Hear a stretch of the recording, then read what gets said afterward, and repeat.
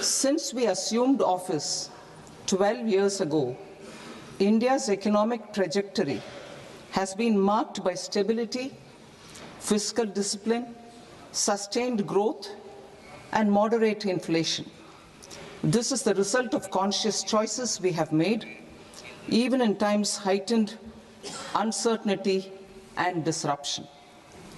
Our government, led by Honorable Prime Minister Modi, has decisively and consistently chosen action over ambivalence, reform over rhetoric, and people over populism. We have pursued far-reaching structural reforms, fiscal prudence and monetary stability, whilst maintaining a strong thrust on public investment. Keeping Atmanirbharta as a lodestar, we have built domestic manufacturing capacity, energy security, and reduced critical import dependencies.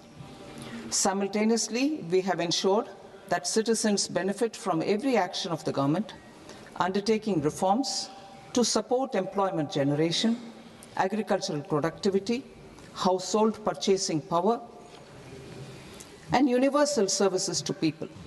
These measures have delivered a high growth rate of around 7% and helped us make substantial strides in poverty reduction and improvement in the lives of our people. Today, we face an external environment in which trade and multilateralism are imperiled and access to resources and supply chains are disrupted. New technologies are transforming production systems while sharply increasing demands on water, energy, and critical minerals. India will continue to take confident steps towards Vikasit Bharat, balancing ambition with inclusion. As a growing economy with expanding trade and capital needs, India must also remain deeply integrated with global markets, exporting more and attracting stable long-term investment. As I begin part A, I want to express my gratitude to the people for standing firmly with us as we forge our way together towards becoming one of the largest economies of the world.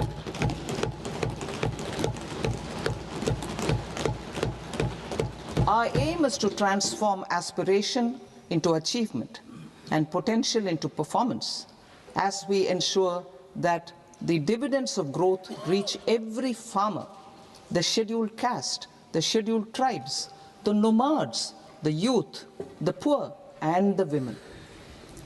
In Vikasit Bharat Young Leaders Dialogue 2026, several innovative ideas were shared with our Prime Minister, which have inspired many of the proposals, making this a unique Yuva Shakti-driven budget. Our government's sankalp is to focus on our poor, underprivileged, and the disadvantaged. To deliver on this sankalp, and given that this is the first budget prepared in Kartavya Bhavan, we are inspired by three Kartavya. Our first Kartavya is to accelerate and sustain economic growth by enhancing productivity and competitiveness and building resilience to volatile global dynamics. Our second Kartavya is to fulfill aspirations of our people and build their capacity, making them strong partners in India's path to prosperity. Our third Kartavya, aligned with our vision of Sabka Saath, Sabka Vikas, is to ensure that every family, community, region, and sector has access to resources, amenities, and opportunities for meaningful participation. This threefold approach requires a supportive ecosystem. The first requirement is to sustain the momentum of structural reforms, continuous, adaptive, and forward-looking. Second, a robust and resilient financial sector is central to mobilizing savings, allocating capital efficiently, and managing risks. Third, cutting-edge technologies, including AI applications, can serve us as force multipliers for better governance. Reform Express. Our government has undertaken comprehensive reforms towards creating employment, boosting productivity, and accelerating growth. After the Prime Minister's announcement on Independence Day in 2025, over 350 reforms have been rolled out. This includes GST simplification, notification of labor codes, and rationalization of mandatory quality control orders. High-level committees have been formed, and in parallel, the central government is working with the state governments on deregulation and reducing compliance requirements. The Reform Express is well on its way and will maintain its momentum to help us fulfill our kartavya. I now move to specific proposals. Under our first kartavya, to accelerate and sustain economic growth, I propose interventions in 6 areas. 1. Scaling up manufacturing in 7 strategic and frontier sectors. 2. Rejuvenating legacy industrial sectors. 3. Creating champion MSMEs. 4. Delivering a powerful push for infrastructure. 5. Ensuring long-term security and stability. And 6. Developing city economic regions. Scaling up of manufacturing in 7 strategic and frontier sectors. Biopharma Shakti, meaning biopharma strategy for health advancement through knowledge, technology, and innovation. India's disease burden is observed to be shifting towards non-communicable diseases like diabetes, cancer, and autoimmune disorders. Biologic medicines are key to longevity and quality of life at affordable costs.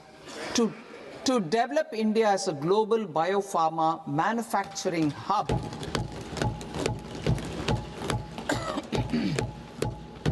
I propose the Biopharma Shakti with an outlay of 10,000 crores over the next 5 years. This will build the ecosystem for domestic production of biologics and biosimilars. The strategy will include a biopharma-focused network with 3 new national institutes of pharmaceutical education and research, popularly known as NIPERs, and upgrading 7 existing ones. It will also create a network of 1,000 accredited India clinical trials sites. We propose to strengthen the Central Drug Standard Control Organization to meet global standards and approve timeframes through approval timeframes through a dedicated scientific review cadre and specialists. India's Semiconductor Mission 1.0 expanded India's semiconductor sector capabilities. Building on this, we will launch ISM 2.0 to produce equipment and materials, design full-stack Indian IP, and fortify supply chains. We will also focus on industry-led research and training centers to develop technology and skilled workforce. The Electronics Components Manufacturing Scheme, launched in April 2025, with an outlay of 22,919 crores, already has investment commitments at double the targets. We propose to increase the outlay to 40,000 crores to capitalize on this momentum.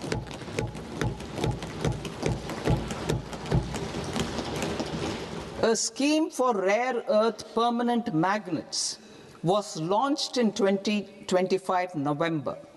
We now propose to support the mineral-rich states of Odisha Kerala, Andhra Pradesh, and Tamil Nadu to establish dedicated rare earth corridors to promote mining, processing, research, and manufacturing. To enhance domestic chemical production and reduction import dependency and reduce import dependency, we will launch a scheme to support states in establishing 3 dedicated chemical parks through challenge route on a cluster-based plug-and-play model. Strong capital goods.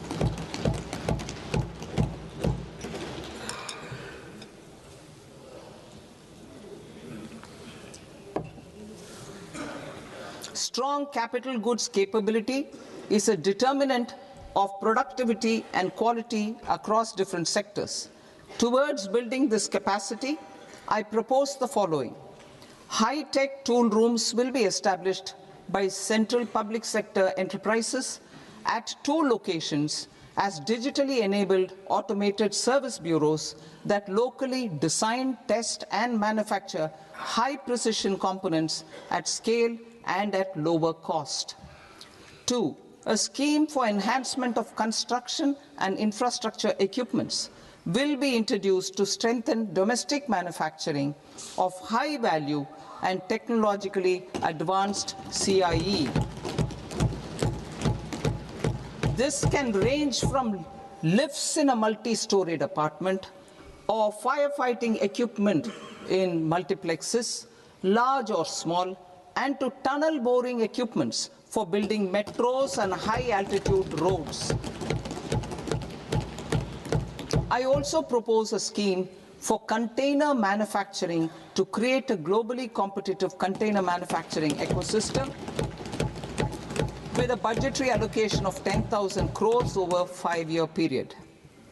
For the labor-intensive textile sector, I propose an integrated program with 5 subparts. 1. The National Fiber Scheme for self-reliance in natural fibers, such as silk, wool, and jute, man-made fibers, and new-age fibers. Textile expansion and employment scheme to modernize traditional clusters with capital support for machinery, technology upgradation, and common testing and certification centers. 3. The National Handloom and Handicraft Program to integrate and strengthen existing schemes and ensure targeted support for weavers and artisans. Tex Eco Initiative to promote globally competitive and sustainable textiles and apparels. Samarth 2.0 to modernize the upgrade the textile skilling ecosystem through collaboration with industry and academic institutions. Further, I propose to set up mega textile parks in challenge mode. They can also focus on bringing value addition to technical textiles. I propose to launch the Mahatma Gandhi Gram Swaraj initiative to strengthen khadi, handloom, and handicrafts. This will help in global market linkage and branding. It will streamline and support training, skilling, quality of process, and production. This will benefit our weavers, village industries, One District, One Product ODOP initiative, and also our rural youth. India has the potential to emerge as a global hub for high quality, affordable sports goods. I propose a dedicated initiative for sports goods that will promote manufacturing, research, and innovation in equipment design, as well as material sciences. Rejuvenation of legacy industrial clusters. I propose to introduce a scheme to revive 200 legacy industrial clusters to improve their cost competitiveness and efficiency through infrastructure and technology upgradation. creating champion SMEs and supporting micro enterprises. Recognizing MSMEs as a vital engine of growth, I propose a three-pronged approach to help them grow as champions. Equity support. I propose to introduce a dedicated 10,000 crores SME growth fund to create future champions, incentivizing enterprises based on select criteria. I also propose to top up the Self-Reliant India Fund set up in 2021 with 2,000 crores to continue support to micro enterprises and maintain their access to risk capital. Liquidity support. With TREDS, more than 7 lakh crore has been made available to MSMEs.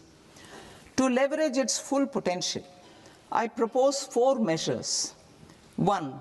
Mandate TREDS as the transaction settlement platform for all purchases from MSMEs by CPSEs, serving as a benchmark for other corporates. 2.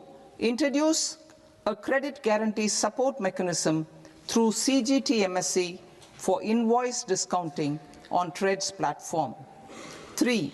Link GEM with TREDS for sharing information with financiers about government purchases from MSMEs, encouraging cheaper and quicker financing. 4.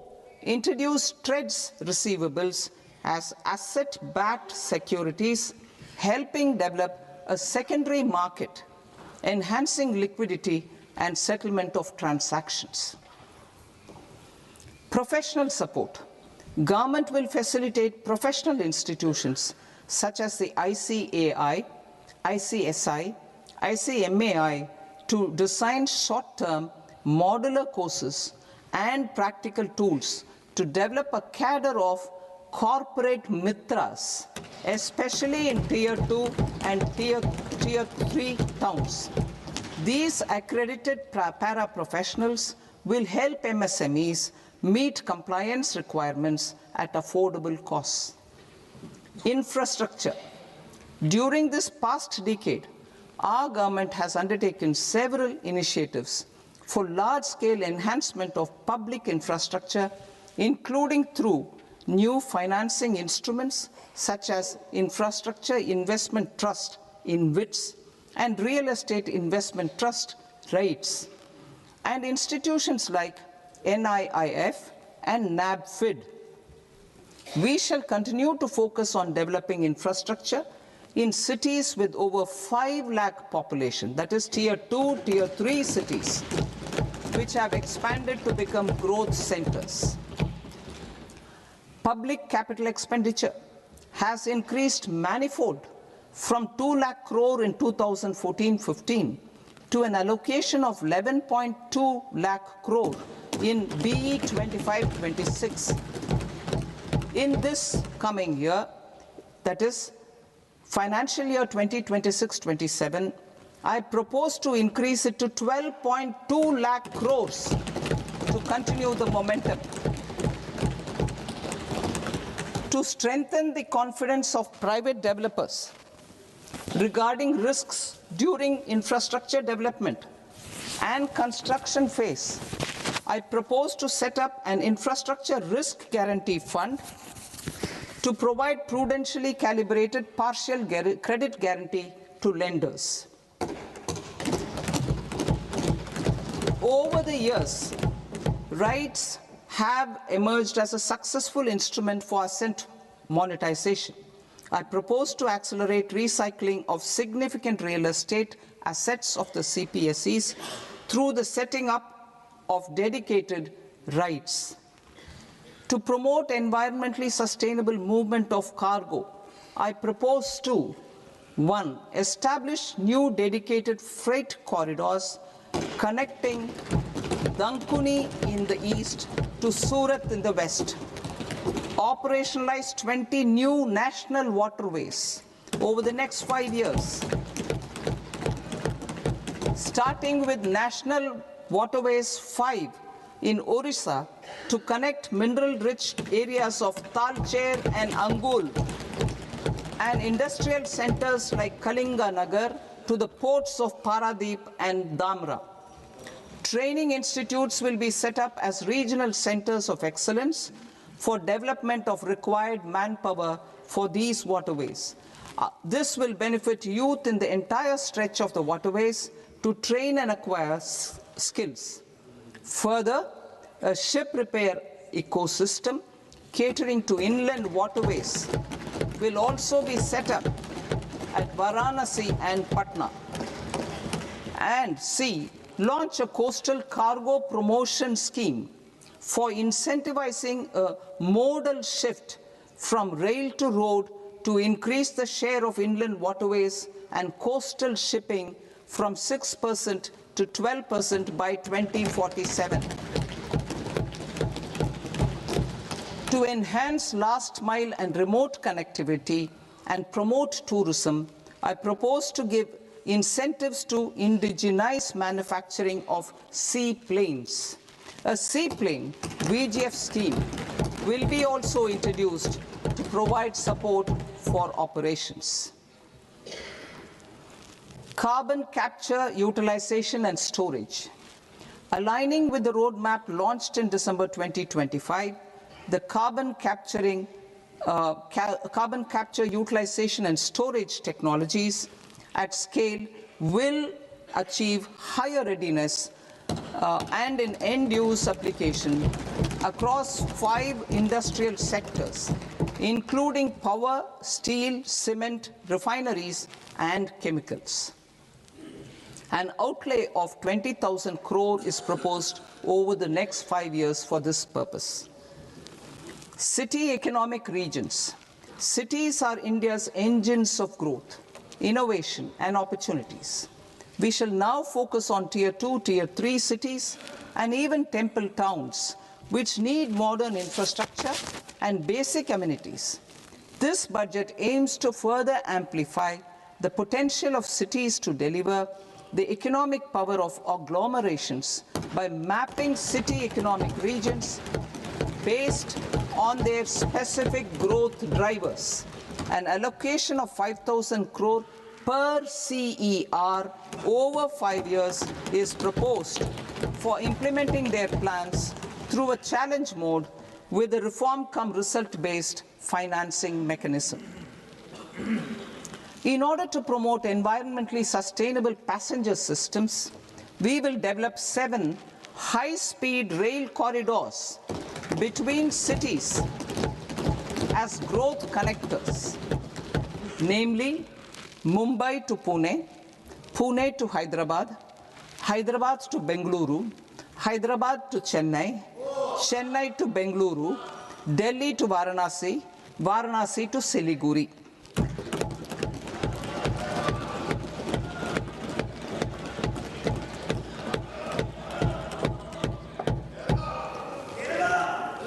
Financial sector. The Indian banking sector today is characterized by strong balance sheet, historic highs in profitability, improved asset quality, and coverage exceeding 98% of villages in the country.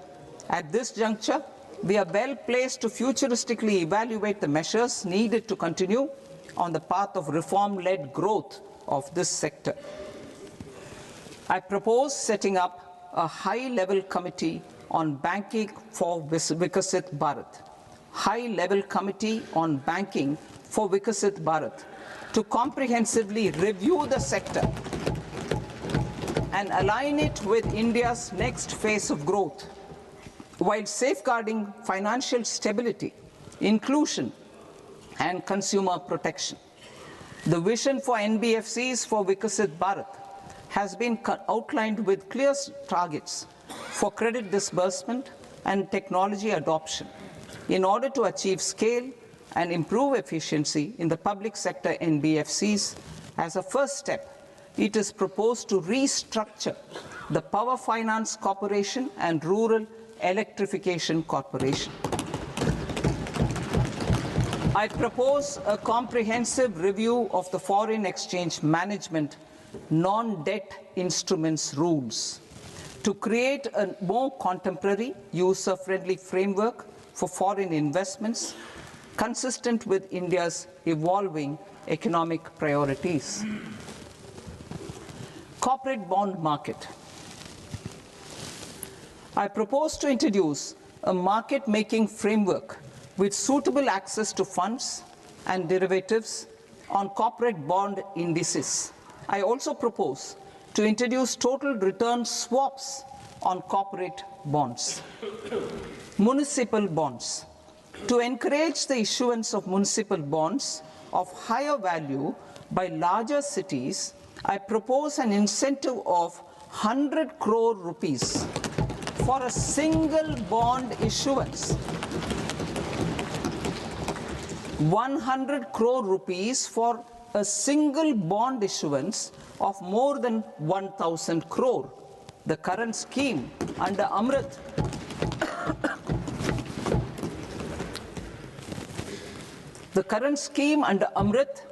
which incentivizes issuances up to 200 crores only, will also continue to support smaller and medium towns.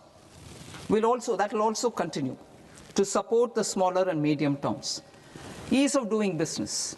Individual persons resident outside India, PROI, will be permitted to invest in equity instruments of listed Indian companies through the portfolio investment scheme.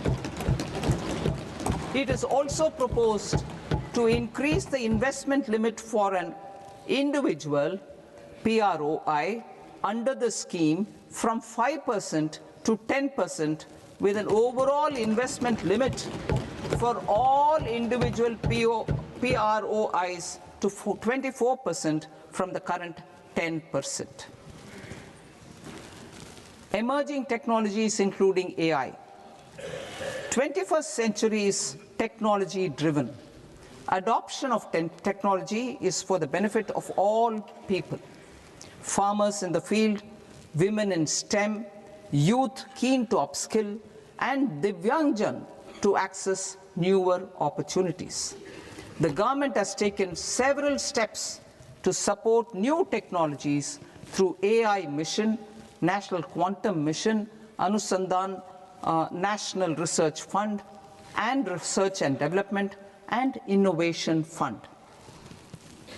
Our second kartavya is to fulfill aspirations and build capacities.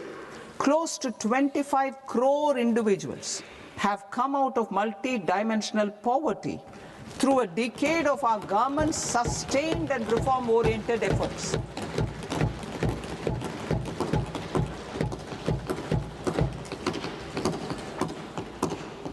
Our government has therefore decided to place a renewed emphasis on the service sector to provide a pathway to fulfilling aspirations of a youthful India with the following measures. I propose to set up a high-powered Education to Employment and Enterprises Standing Committee to recommend measures that focus on services sector as a core driver of Vikasit Bharat.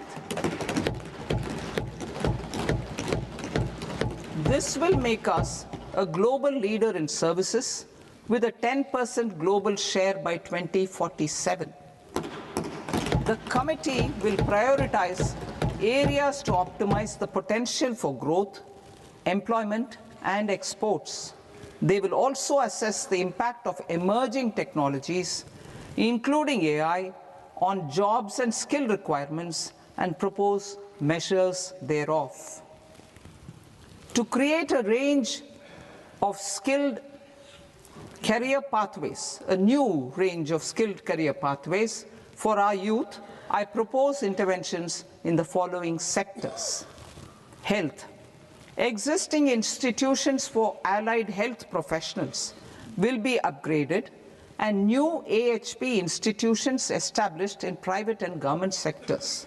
This will cover 10 selected disciplines, including optometry, radiology, anesthesia, OT technology, applied psychology and behavioral health, and add 1 lakh AHPs over the next 5 years. A strong care system covering geriatric and allied care services will be built. A variety of NSQF-aligned programs will be developed to train multi-skilled caregivers, combining core care and allied skills such as wellness, yoga, and operation of medical assistive devices. In the coming year, 1.5 lakh caregivers will be trained.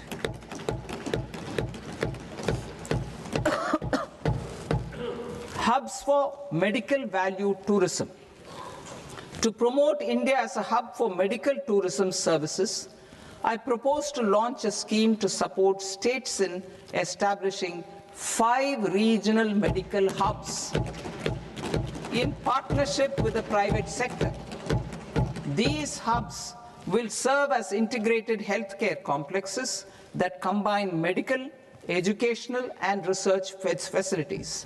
They will have Ayush centers, medical value tourism facilitation centers, and infrastructure for diagnostics, post-care, and rehabilitation.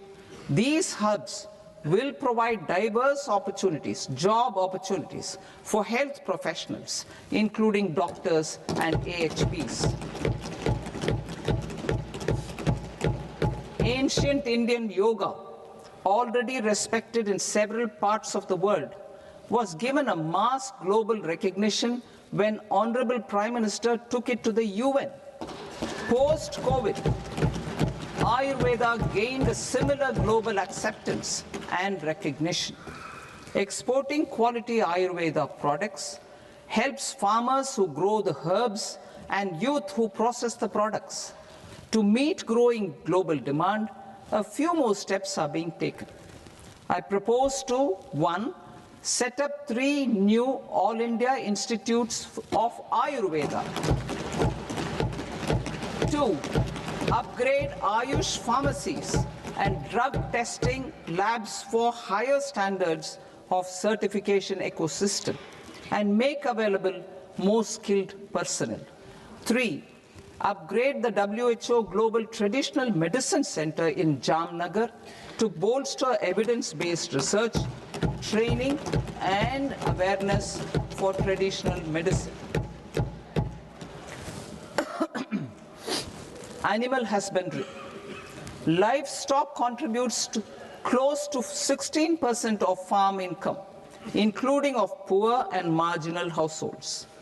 To scale up availability of veterinary professionals by more than 20,000, I propose to roll out a loan-linked capital subsidy support scheme for establishment of veterinary and para-veterinary colleges, veterinary hospitals, diagnostic laboratories, and breeding facilities in private sector. Collaboration between Indian and foreign institutions will also be facilitated. Orange economy. India's animation, visual effects, gaming, and comics sector, AVGC sector, is a growing industry projected to require 2 million professionals by 2030. I propose to support the Indian Institute of Creative Technologies, Mumbai, in setting up AVGC content creator labs in 15,000 secondary schools all over the country and 500 colleges. The Indian design industry is expanding rapidly, and yet there is a shortage of Indian designers. I propose to establish, through Challenge Route, a new National Institute of Design to boost design education and development in the eastern region of India. Education. Our government will support states through Challenge Route in creating 5 university townships in the vicinity of major industrial and logistics corridors.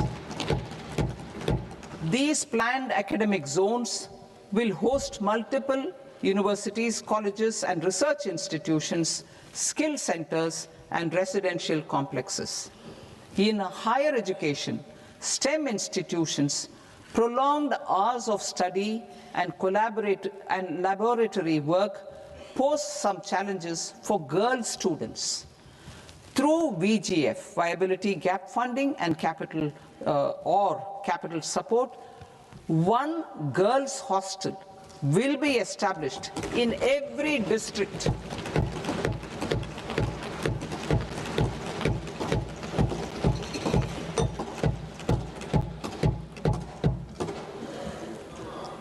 To promote astrophysics and astronomy via immersive experiences. 4 telescope infrastructure facilities will be set up or upgraded. The National Large Solar Telescope, the National Large Optical Infrared Telescope, the Himalayan Chandra Telescope, and the Cosmos 2 Planetarium. Tourism. The tourism sector has the potential to play a large role in the employment generation, forex earnings, and expanding the local economy. I propose to set up a National Institute of Hospitality by upgrading the existing National Council for Hotel Management and Catering Technology. It will function as a bridge between academia, industry, and government. I also propose a pilot scheme for upskilling 10,000 guides in 20 iconic tourist sites through a standardized, high-quality, 12-week training course in hybrid mode in collaboration with the Indian Institute of Management. A national destination digital knowledge grid will be established to digitally document all places of significance, cultural, spiritual, and heritage. This initiative will create a new ecosystem of jobs for local researchers, historians, content creators, and technology partners. India has the potential and opportunity to offer world-class trekking and hiking experience. We will develop ecologically sustainable mountain trails in Himachal Pradesh, Uttarakhand, and Jammu Kashmir. Also in Araku Valley in the Eastern Ghats and Podigai Malai in the Western Ghats. Turtle trails along key nesting sites in the coastal areas of Odisha, Karnataka, and Kerala. And 3 bird watching trails along the Pulikat Lake in Andhra Pradesh, Tamil Nadu. It's on the border. Under the visionary leadership of Honorable Prime Minister, we established the International Big Cat Alliance in 2024. This year, India is hosting the first ever Global Big Cat Summit, where heads of governments and ministers from 95 range countries will deliberate on collective strategies for conservation. Heritage and culture tourism. I propose to develop 15 archaeological sites, including Lothal, Dolavira, Rakhi Gadi, Adichanallur, Saranath, Hastinapur, and Leh Palace into vibrant experiential cultural destinations. Excavated landscapes will be open to the public through curated walkways. Immersive storytelling skills and technologies will be introduced to help conservation labs, interpretation centers, and guides. The sports sector provides multiple means of employment, skilling, and job opportunities. Taking forward the systematic nurturing of sports talent, which is set in motion through the Khelo India program earlier, I propose to launch a Khelo India mission to transform the sports sector over the next decade. The mission will facilitate an integrated talent development pathway supported by training centers, which are foundational, intermediate, and elite levels. B, systematic development of coaches and support staff. C, integration of sports science and technology. D, competitions and leagues to promote sports culture and provide platforms. And E, development of sports infrastructure for training and competition. Our third Kartavya aligns with our vision of Sabka Saath, Sabka Vikas towards Vikasit Bharat. This requires targeted efforts for 1, increasing farmer incomes through productivity enhancement and entrepreneurship, with special attention to small and marginal farmers. B, empowering Divyangjan through access to livelihood opportunities, training, and high-quality assistive devices. C, empowering the vulnerable to access mental health and trauma care. D, focus on the Purvodaya states and the Northeast region to accelerate development and employment opportunities. Fisheries. We will undertake initiatives for integrated development of 500 reservoirs and Amrit Sarovars. 2, strengthen the fisheries value chain in coastal areas and enable market linkages involving startups and women-led groups together with fish farmer producer organizations. Animal husbandry. To provide quality employment opportunities in rural and peri-urban areas, we will support the animal husbandry sector in entrepreneurship development through A, credit-linked subsidy program, B, scaling up and modernization of livestock enterprises, C, enhanced creation of livestock, dairy, and poultry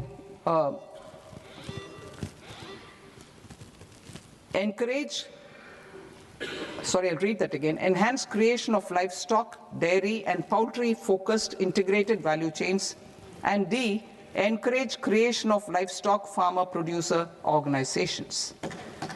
High-value agriculture. To diversify farm outputs, increase productivity, enhance farmers' incomes, and create new employment opportunities, we will support high-value crops such as coconut, sandalwood, cocoa, cashew in the coastal areas, agar trees in northeast, and nuts such as almonds, walnuts, and pine nuts in our hilly regions. These, all of them, will be supported. India is the world's largest producer of coconuts. About 30 million people, including nearly 10 million farmers, depend on coconuts for their livelihood. To further enhance competitiveness in coconut production, I propose a coconut promotion scheme to increase production and enhance productivity through various interventions, including replacing and non-productive trees with new saplings or plants or varieties in major coconut growing states. A dedicated program is proposed for Indian cashew and cocoa to make India self-reliant in raw cashew and coconut production and processing, enhance export competitiveness, and transform Indian cashew and Indian cocoa into premium global brands by 2030. Sandalwood. Sandalwood is closely linked to India's social and cultural heritage. Our government will partner with state governments to promote focused cultivation and post-harvest processing to restore the glory of the Indian sandalwood ecosystem, to rejuvenate old, low-yielding orchards, and expand high-density cultivation of walnuts, almonds, and pine nuts. We will support a dedicated program to enhance farmer incomes and in bringing value addition by engaging youth. Bharat Vistar. that is, virtually integrated system to access agricultural resources. I propose to launch Bharat Vistar, a multilingual AI tool that shall integrate the AgriStack portals and the ICAR package on agricultural practices with AI systems. This will enhance farm productivity, enable better decisions for farmers, and reduce risk by providing customized advisory support. She Marts for rural women-led enterprises. Building on the success of Lakpati Didi program, I propose to help women take the next step from credit-linked livelihoods to being owners of enterprises. Self-help entrepreneur, She Marts will be set up as community-owned retail outlets within the cluster-level federations through enhanced and innovative financing instruments. Empowering Divyangjan. Divyangjan Kaushal Yojana. Information technology, AVGC sectors, hospitality and food and beverages sectors often offer task-oriented and process-driven roles which are suitable for Divyangjan. We will ensure dignified livelihood opportunities through industry-relevant and customized training specific to each Divyangjan group. Divyang Sahara Yojana. Timely access to high-quality assistive devices for all eligible Divyangjan is a fundamental need. I propose to 1. Support the Artificial Limbs Manufacturing Corporation of India, Alimco, to set up and to scale up production of assistive devices, invest in R&D and AI integration, strengthen PM Divyasha Kendras, and support setting up of assistive technology marts as modern retail style centers where Divyangjan and senior citizens can see, try, and purchase assistive products. Reaffirming our commitment to mental health and trauma care. There are no national institutes for mental health care in North India. We will therefore set up a NIMHANS 2 and also upgrade national mental health institutes in Ranchi and in Tezpur as regional apex institutions. Emergencies expose families, particularly the poor and vulnerable, to unexpected expenditure. We will strengthen and increase these capacities by 50% in district hospitals by establishing emergency and trauma care centers. Focus on Purvodaya states and northeastern regions. Purvodaya. I propose the development of an integrated East Coast industrial corridor with a well-connected node at Durgapur, creation of 5 tourism destinations in 5 Purvodaya states, and the provision of 4,000 e-buses. Buddhist sites in northeastern region. The northeastern region is a civilizational confluence of Theravada and Mahayana or Vajrayana traditions. I propose to launch a scheme for development of Buddhist circuits in Arunachal Pradesh, Sikkim, Assam, Manipur, Mizoram, and Tripura. The scheme will cover preservation of temples and monasteries, pilgrimage interpretation centers, connectivity, and pilgrim amenities. 16th Finance Commission. On 17th November 2025, the 16th Finance Commission submitted its report to the President.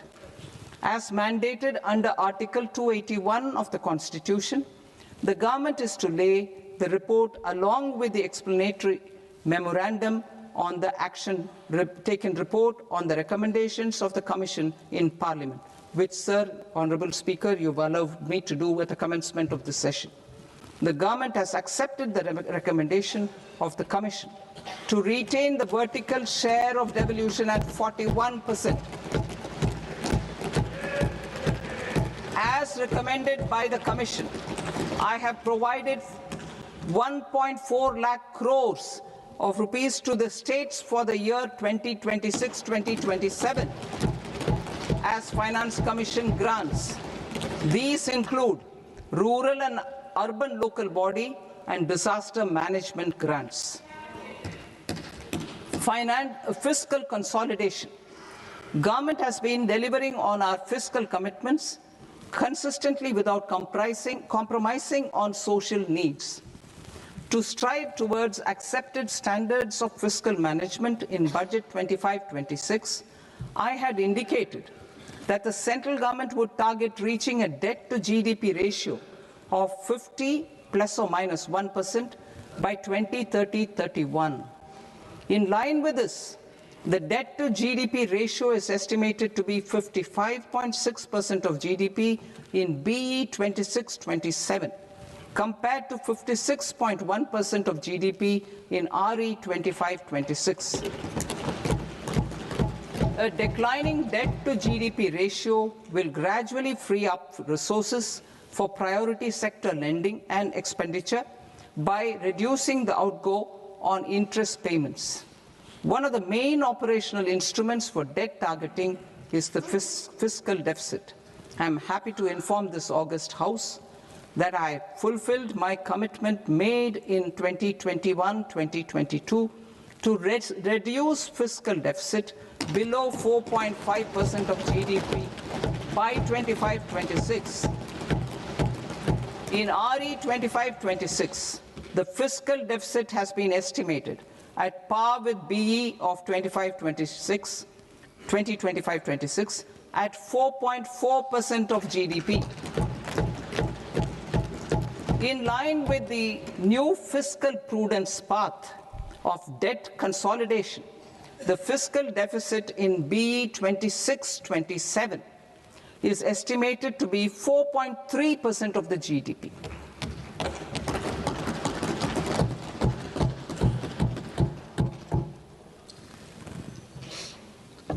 The revised estimates of the non-debt receipts are 34 lakh crore rupees, of which the centre's net tax receipts are 26.7 lakh crore. The revised estimate of the total expenditure is 49.6 lakh crore rupees, of which the capital expenditure is about 11 lakh crores. Budget estimates 2026 to 2027.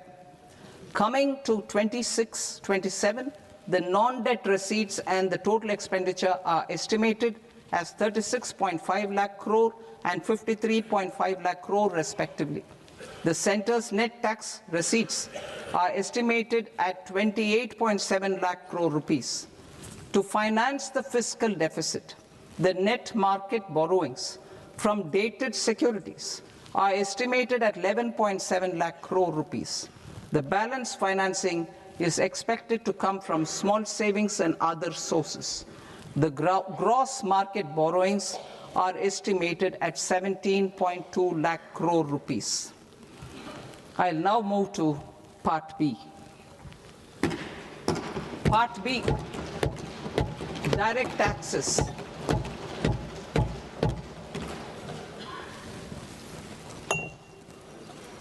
Honorable Speaker, sir, I now present my proposals on direct taxes. New Income Tax Act. In July 2024, I announced a comprehensive review of the Income Tax Act 1961. This was completed in a record time, and the Income Tax Act 2025 will come into effect from 1st April 2026. The simplified income tax rules and forms will be notified shortly, giving adequate time to taxpayers to acquaint themselves with its requirements.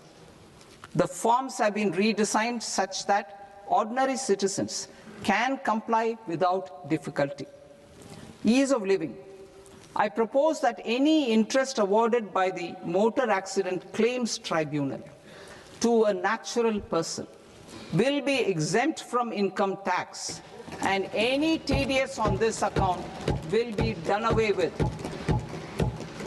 I propose to reduce TCS rate on the sale of overseas tour program package from the current 5% and 20% to 2% without any stipulation of amount. I propose to reduce TCS rate for pursuing education and for medical purposes under the Liberalized Remittance Scheme, popularly known as LRS, from 5% to 2%. Supply of manpower services is proposed to be specifically brought within the ambit of payment to contractors for the purpose of TDS to avoid ambiguity. Thus, TDS on these services will be at the rate of either 1% or 2% only.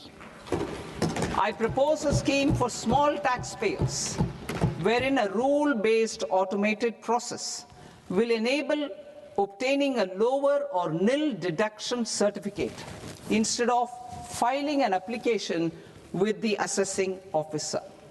For the ease of taxpayer holding securities in multiple companies, I propose to enable depositories to accept Form 15G or Form 15H from the investor and provide it directly to various relevant companies. I propose to extend time available for revising returns from 31st December to up to 31st March with the payment of a nominal fee.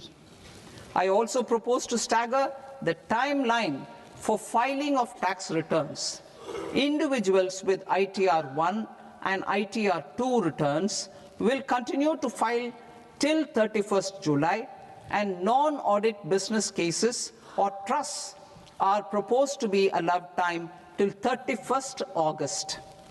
TDS on sale of immovable property by a non-resident is proposed to be deducted and deposited through resident buyers and his or her PAN-based challan instead of requiring a TAN, which is a temporary accounting number.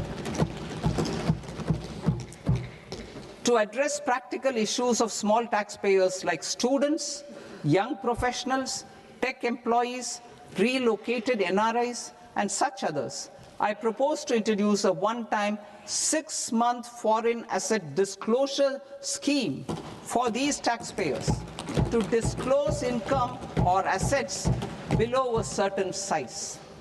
This scheme would be applicable for two categories of taxpayers, namely, A, who did not disclose their overseas income or assets, and B, who disclosed their overseas income and or paid due tax but could not declare the asset acquired.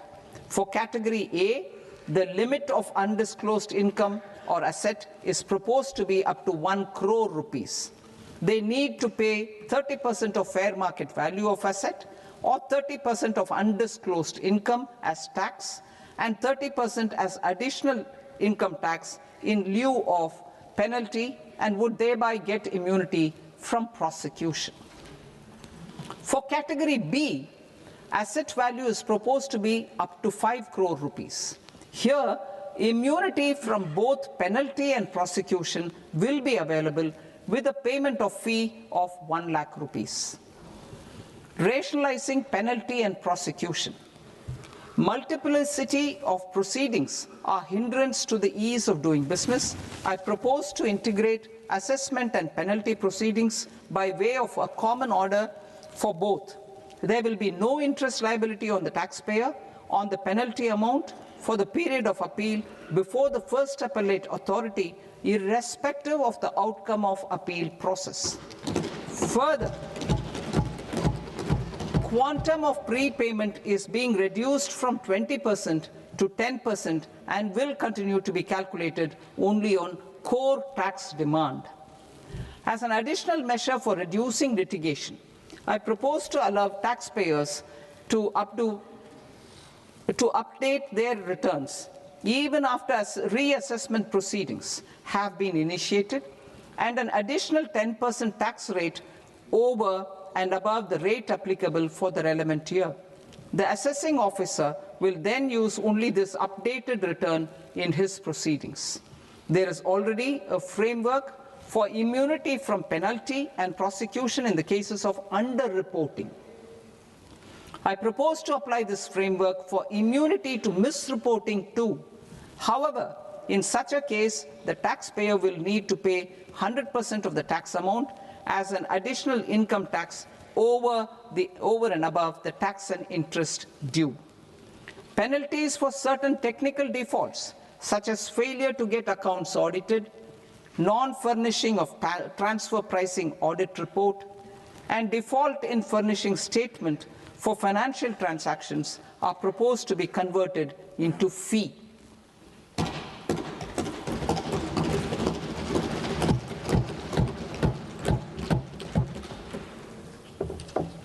I propose to rationalize prosecution framework under Income Tax Act while maintaining a careful balance for deterrence in some serious offence. Non-production of books of account and documents and requirement of TDS payment where payment is made in kind are being decriminalized. Further, minor offences will attract fine only. The remaining prosecutions will be graded commensurate with the quantum of offence. They will entail only simple imprisonment with maximum imprisonment reduced to 2 years and power to courts to convert even those into fines. There is no penalty.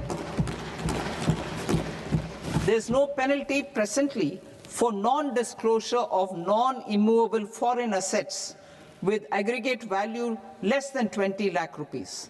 I propose to also provide them with immunity from prosecution with retrospective effect from 1/10/2024.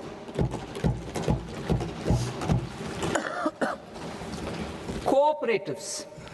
Deduction is already allowed to a primary cooperative society engaged in supplying milk, oilseeds, fruits or vegetables raised or grown by its members.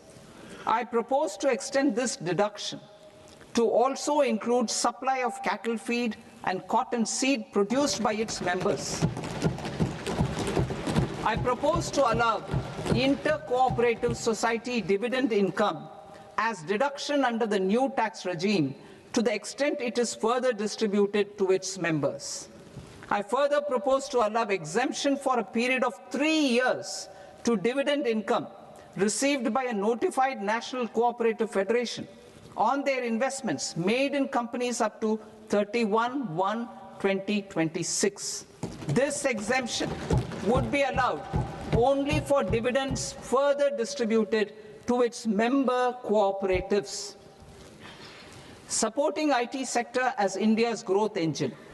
India is a global leader in software development services, IT-enabled services, knowledge process outsourcing services, and contract R&D services relating to software development.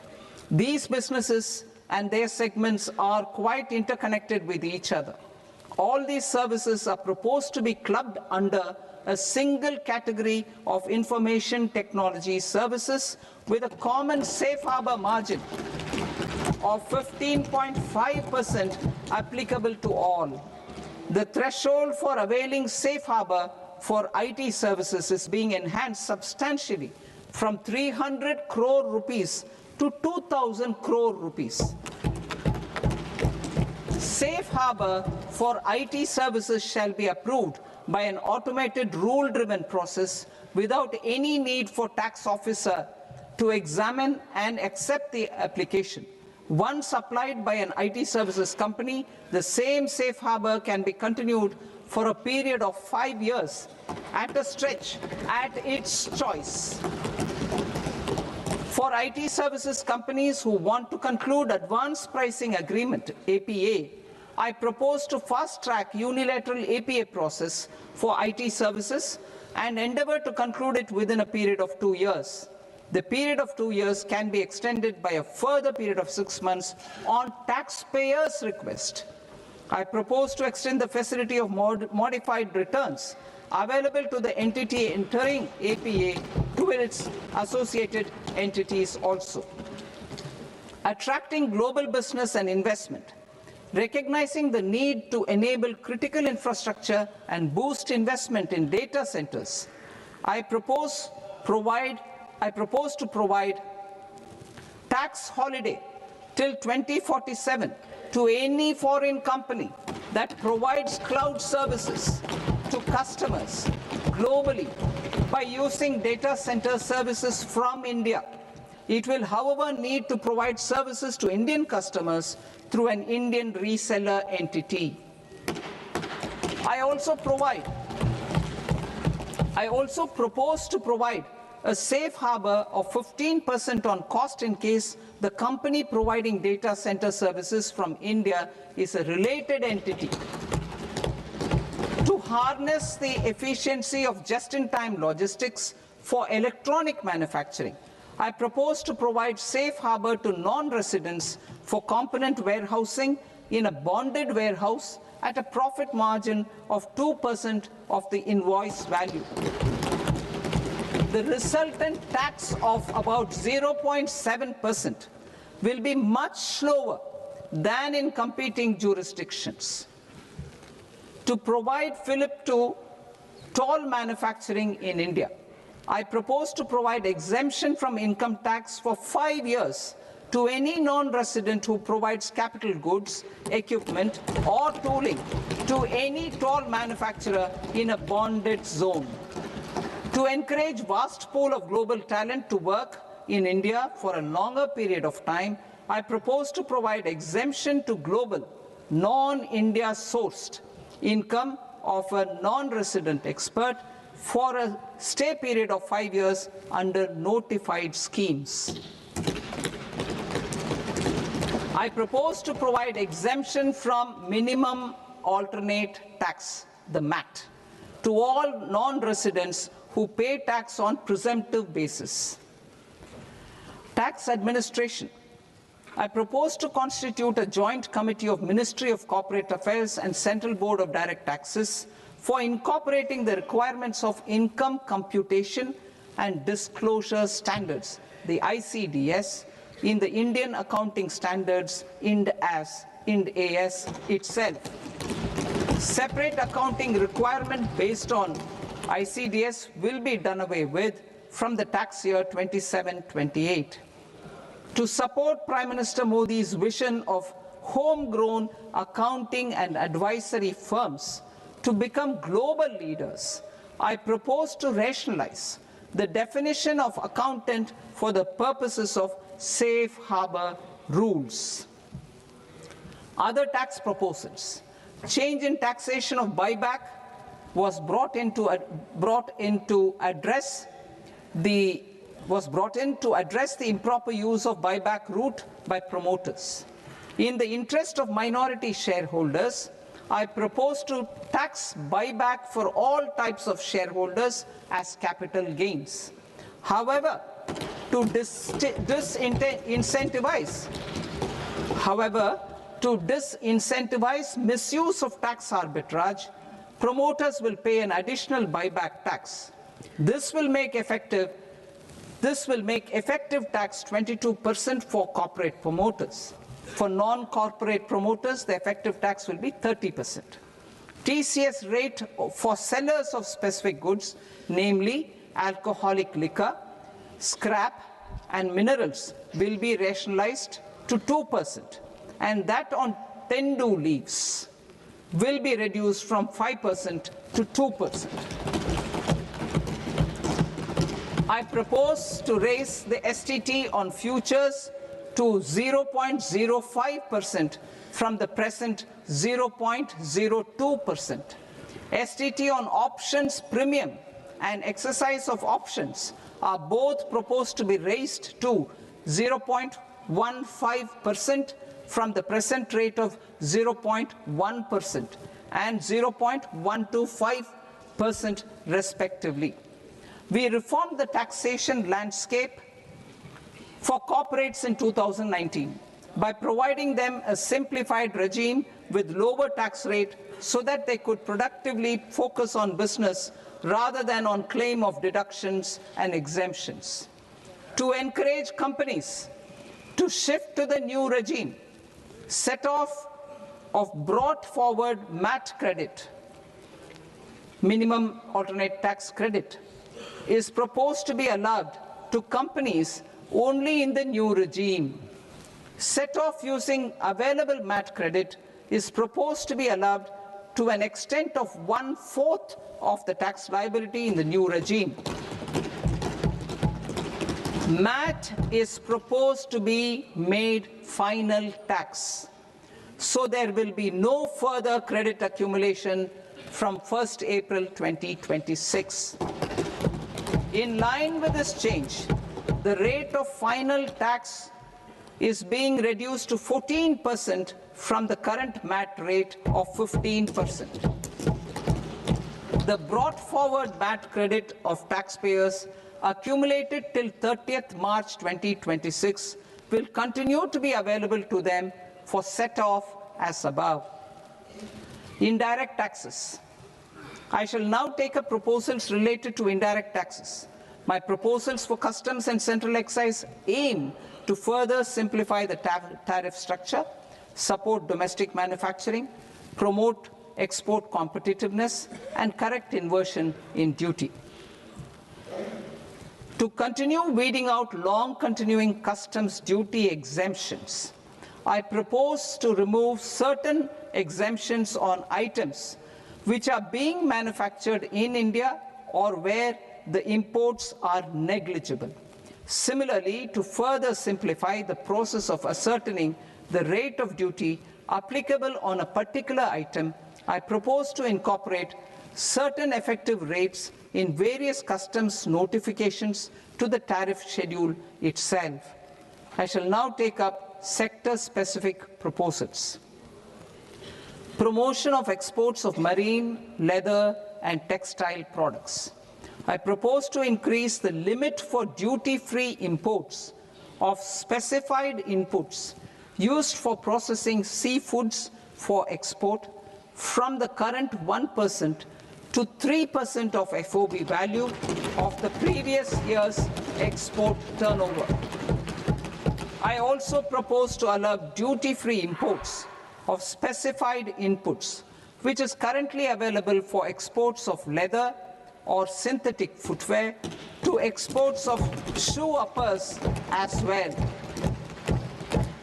I propose to extend the time period for export of final product from the existing 6 months to 1 year for exporters of leather or textile garments, leather or synthetic footwear, and other leather products. Energy transition and security. I propose to extend the basic customs duty exemption given to capital goods used for manufacturing lithium-ion cells for batteries to those used for manufacturing lithium-ion cells for battery energy storage systems also. I propose to exempt basic customs duty on import of sodium antimonate for use in manufacture of solar glass. Nuclear power. I propose to extend the existing basic customs duty exemption on imports of goods required for nuclear power projects till the year 2035 and expand it for all nuclear plants irrespective of their capacity. Critical minerals. It is proposed to provide basic customs duty exemption to the import of capital goods required for the processing of critical minerals in India. Biogas blended CNG. I propose to exclude the entire value of biogas while calculating the central excise duty payable on biogas blended CNG. Civil and defense aviation. I propose to exempt basic customs duty on components and parts required for the manufacture of civilian training and other aircrafts. It is proposed to exempt basic customs duty on raw materials imported for the manufacture of parts of aircraft to be used in maintenance, repair, or overall requirements by units in the defense sector. Electronics. To deepen value addition in the consumer electronics sector, I propose to exempt basic customs duty on specified parts used in the manufacture of microwave ovens. Special economic zone. To address the concerns arising about utilization of capacity by manufacturing units in the special economic zones due to global trade disruptions, I propose as a special one-time measure to facilitate sales by eligible manufacturing units in SEZs to the domestic tariff area at concessional rates of duty. The quantity of such sales will be limited to a prescribed proportion of their exports. Necessary regulatory changes will be undertaken to operationalize the measures while ensuring level playing field for the units working in the DTA. Ease of living.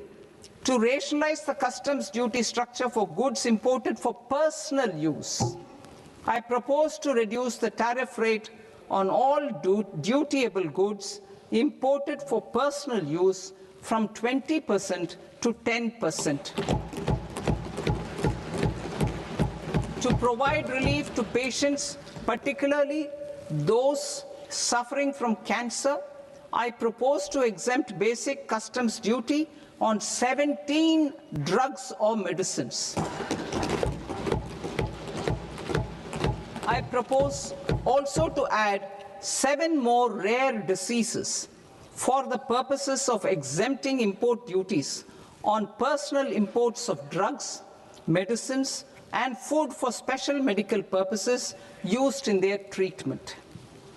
Customs process.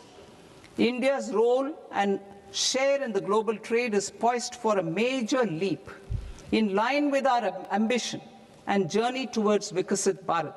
In this regard, I propose many measures for custom processes to have minimal intervention for smoother and faster movement of goods and greater certainty to the trade. Trust-based systems. I propose to enhance duty deferral period for Tier 2 and Tier 3 authorized economic operators, known as AEOs, from 15 days to 30 days. I propose to provide eligible manufacturer importers the same duty deferral facility. This should encourage them to get themselves accredited as a full-fledged Tier 3 AEO in due course.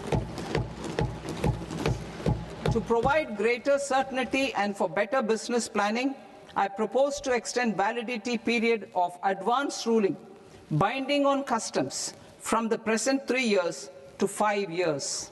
In the spirit of the whole of government approach,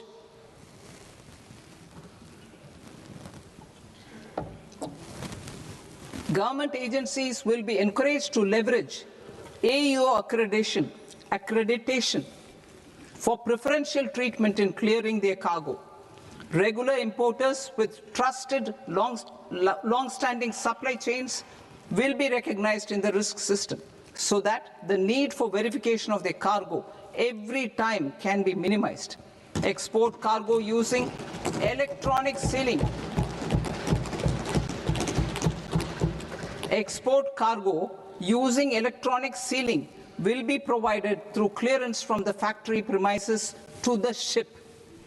For import of goods not needing any compliance, filing of bill of entry by a trusted importer and arrival of goods will automatically notify customs for completing their clearance formalities. This will enable goods to be released immediately on arrival. The customs warehouse framework will be transformed into a warehouse operator-centric system with a self-declarations, electronic tracking, and risk-based audit.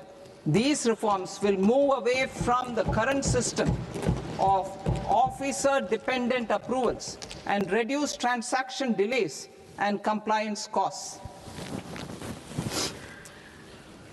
ease of doing business, approvals required for cargo clearance from various government agencies will be seamlessly processed through a single and interconnected digital window by the end of the financial year.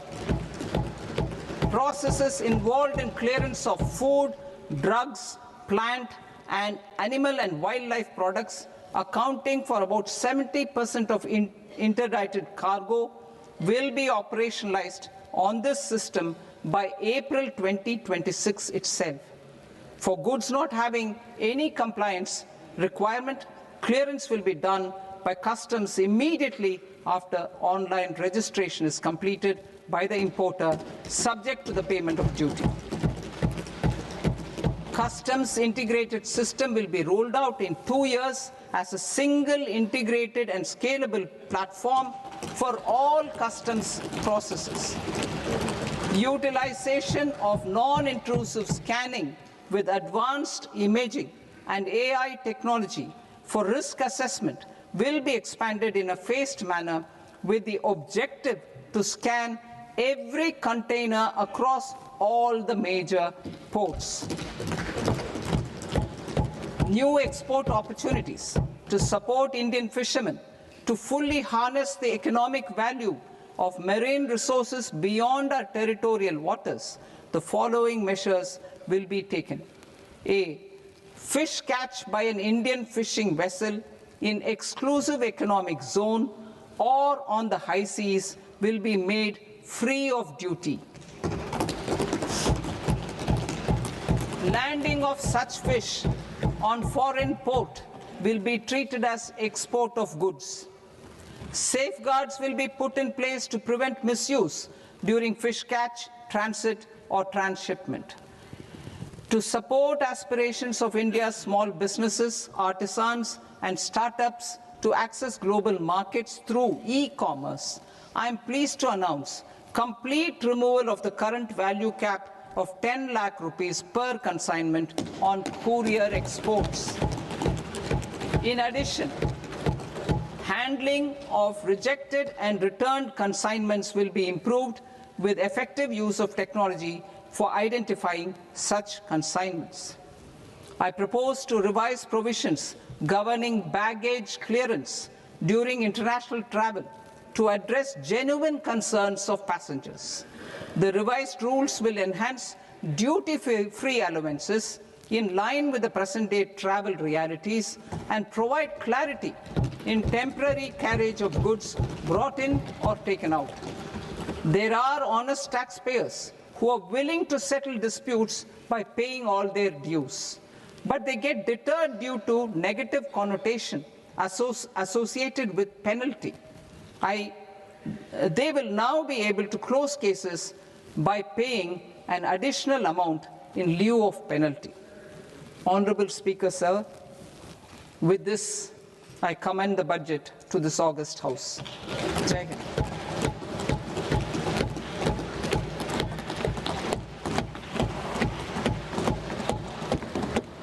One and a half hours. Item number 3, माननीय वित्त मंत्री जी.